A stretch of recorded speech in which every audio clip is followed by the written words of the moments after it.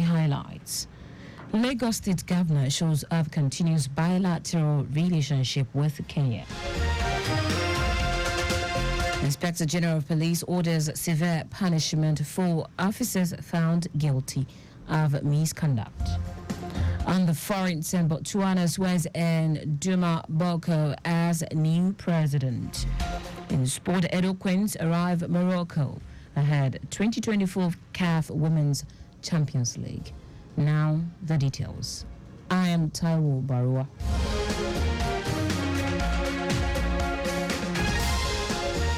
Lagos State Governor Babajide Sanwo-Olu has assured Kenya of continued bilateral relationship, especially in the hospitality and tourism industry, to grow Africa's economy for the benefit of Nigeria and Kenya citizens.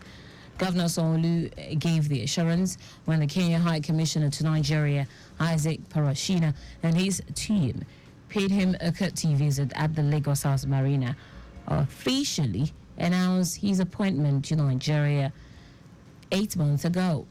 Governor Sanwo-Olu, who acknowledged the resilience and perseverance of Kenyans, noted that there are rooms to leverage technology to learn and relearn from both countries to actualize the dream of a more formidable and economically vibrant Africa.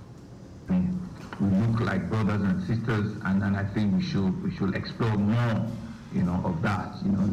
Let whatever differences we have, let it not define, the relationship. Let us also be able to, communicate. If there are issues, if there are red tapes, let's remove them. Let our people, be able to engage freely, and learn from each other. Of course, best practices, good things that we all can take from each other, and we can really see, Africa of our dream. Earlier, the Kenya High Commissioner to Nigeria, Isaac Parashina, who commended the success story of Lagos in Africa and globally, promised to explore the strengths of Lagos youth population and tap from their wealth of knowledge in the creative art industry to replicate such in Kenya. Parashina solicited the support and cooperation of Governor Sanwo-Olu to build a Kenya house in the state to serve his country's consulate. Lagos is not just to us an important economic hub that we need to enhance partnership with, but it's a home to many Kenyans. There are quite many Kenyans who live, work in Abuja. Others come on transit and many other activities. The Kenya High Commissioner to Nigeria and his team were received by the Lagos State Cabinet members, including the State Deputy Governor, Abafemi Hamzat, Secretary to the State Government, Abimbola Salih Hunday, and the Special Advisor to the Governor on Diaspora Affairs, Jermaine Sanwo-Olu. In a bid to make interstate travel safer, efficient, and reliable for all stakeholders, the Lagos State Government has introduced interstate accreditation for parks and passenger digital manifest for a seamless travel experience with immediate effect. Speaking at a press conference in Alausa, Ikeja, Commissioner for Transportation Oluwaseun Oshiyemi said this will ensure increased safety of passengers, enhance the reputation of the over 100 parks in the state, and assist the government in the modernization of the transport sector and give invalid data to guide urban planning. Oshiyemi, with the digital manifest and park accreditation system, the paper manifest will be phased out and the data collated will help the state government with planning, while first responders would have accurate data of passengers during emergencies. The goal of this initiative is straightforward.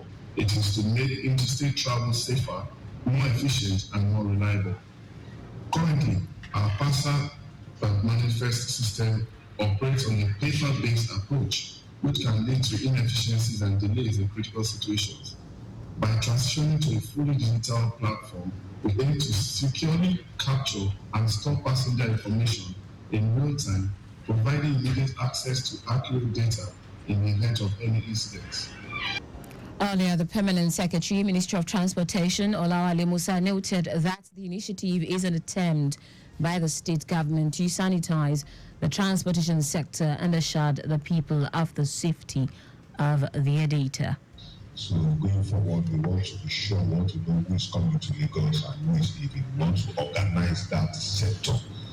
So it becomes, when you go there, you know you are safe and you are secure, and you know the people who are carrying passengers are authorized to carry passengers in that location. So I don't want to go on to the but it's just essentially about safety and security of our people in the state. The project consultant Olamide Afolabi said the initiative will help improve the physical infrastructure of parks, including provision of modern facilities for a standard park, which includes proper lighting, sitting areas, entry and exit point, convenience, among others.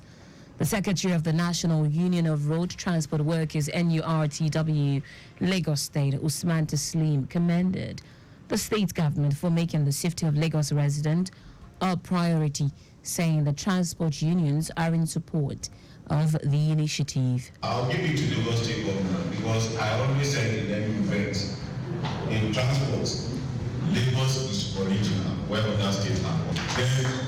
Then, since the beginning of this, or the initiative of this program, the transport unions have been part of this move.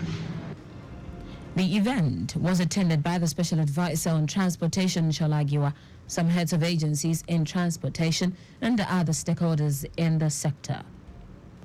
The Lagos State Wastewater Management Office, LSWMO, has identified the need to improve productivity, to restructure wastewater management in the state, and implement the 5-year strategic action plan of the agency from 2025 to 2030. General Manager of LSWMO, Adefemi Afolabi, announced this at a 3-day retreat organized by the agency. Afolabi said this is coming at a time that the state government is given due attention to sanitation matters as an integral component of the health and environment pillar of the Themes Plus agenda of the present administration. He emphasized that as the agency strives to chart a new course for wastewater management, it is pertinent to note that hygiene and sanitation are critical to human health, survival, and economic development in the state. Now to the rest of the stories. The Inspector General of Police, Kayode Egbetokun, has condemned the spate of extortion allegations against some officers in various areas of the country. Egbetokun specifically referenced the recent case involving officers from the Zone 16 zonal headquarters in Yenagua, Bayelsa State, accused of extorting the sum of 10 million naira from some youth. In a statement by the police spokesperson, Muyiwa Adejobi, the money had been recovered through the efforts of the new Assistant Inspector General of Police in charge of Zone 16. Adejobi noted that the officers have been detained and subjected to an orderly room trial.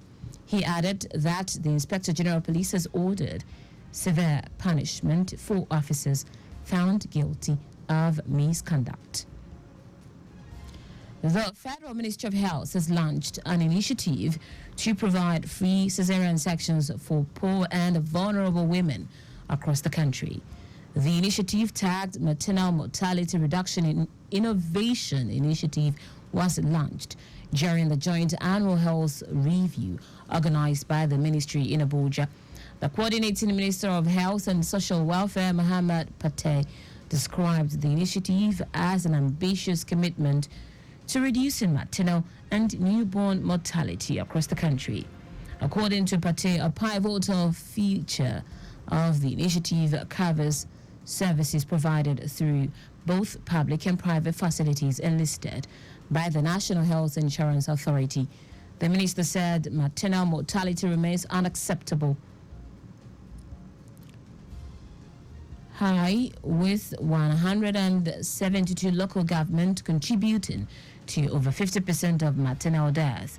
But he also said community health workers play a crucial role in this mission, in line with President Bola Tinubu's initiative to onboard 120,000 additional health workers to support primary care across the country. In foreign news, Botswana has sworn in Duma Boko as the country's new president after his landslide election victory kicked out the Botswana Democratic Party, which had been in power for nearly 60 years. Boko took the oath in front of several thousands of people in the National Stadium just 9 days after his umbrella for democratic change crushed the Botswana Democratic Party at the ballot box. According to him, for nearly 60 years, the country's democracy remained unbroken, unproven, and untested. Boko said in his speech that in togetherness, a new political dawn has been ushered in. Meanwhile, last week, Boko's left-leaning umbrella for democratic change won 36 seats in parliament compared with just 4 for the conservative BDP, in a stunning reversal for the party that had governed diamond-rich Botswana since its independence from the United Kingdom in 1966. In sport now, Nigeria's representative in the 2024 CAF Women's Champions League, Edo Queens, have landed safely in Casablanca, Morocco for the competition scheduled to kick off on November 9 and run through November 23. The team announced its arrival in a statement buttressed with pictures on its official X handle. The Benin City Club will be looking to bring back the trophy and become the first Nigerian club to do so in 4 editions of the competition. According to CAF, all 8 participating teams will receive a prize of $150,000 cash prize for participating in the competition. And that's it on the news at 6, but just before we go, slow down at road junctions, intersections, and pedestrian crossings. You can follow us and like all our various social media platforms: X at Traffic Radio 961, Facebook Lagos Traffic Radio 96.1 FM, Instagram Lagos Traffic Radio 961. Subscribe and watch our news and programs live on YouTube at Traffic Radio 961. You can also visit our website www.trafficradio961.ng. Did you know that's the Sanwo-Olu administration set up a 1 billion naira fund targeted at businesses in the tourism, hospitality, entertainment, art and culture sectors, both loans and grants? You can get more details on the Lagos State Government website. To end the news, here are the highlights of the major stories. Lagos State Governor Babajide Sanwo-Olu has assured Kenya of continued bilateral relationship, especially in the hospitality and tourism industry, to grow Africa's economy for the benefit of Nigeria and Kenya's citizens.